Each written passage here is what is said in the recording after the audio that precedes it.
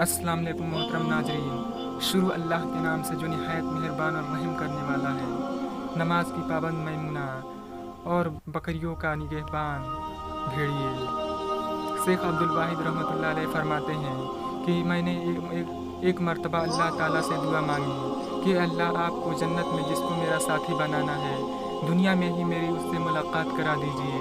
فرماتے ہیں کہ مجھے خواب میں بتایا گیا کہ حبشہ کی رہنے والی ایک عورت میمونہ ہے جو جنت میں تمہاری ساتھی بنے گی۔ لہٰذا میں اس بستی کی طرف چل پڑا۔ جا کر بستی والوں سے پوچھا تو انہوں نے کہا کہ وہ تو بکریاں چراتی ہے اور اس وقت باہر کہیں بکریاں چرا رہی ہوگی۔ فرماتے ہیں کہ میں چل پڑا۔ جب میں نے بستی سے باہر نکل کر دیکھا تو حیران ہوا کہ بکریاں ایک ہی جگہ پر چر رہی ہیں اور ادھر ادھر بھاگتی بھی نہیں ہیں، اور ایک عورت پیڑ کے نیچے کھڑی نماز پڑھ رہی ہے۔ جب میں نے غور کیا تو میں نے دیکھا کہ جہاں بکریاں چر رہی تھی وہاں چراگاہ کے کنارے کچھ بھیڑیے بیٹھے نظر آئے۔ ان بھیڑیوں کی وجہ سے وہ بکریاں کہیں باہر نہیں بھاگ رہی تھی اور ایک جگہ پر ہی چر رہی تھی۔ جب اس عورت نے سلام پھیرا اور مجھے دیکھا تو کہنے لگی، عبدالواحد، اللہ رب العزت نے ملاقات کی وعدہ کو جنت بنائی ہے تو پھر ہم دنیا میں کیسے آ گئے؟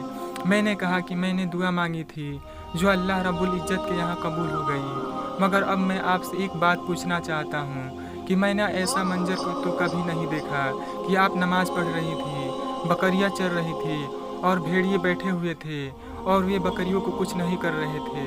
مجھے اس راز کا سمجھ میں نہیں آ رہا ہے۔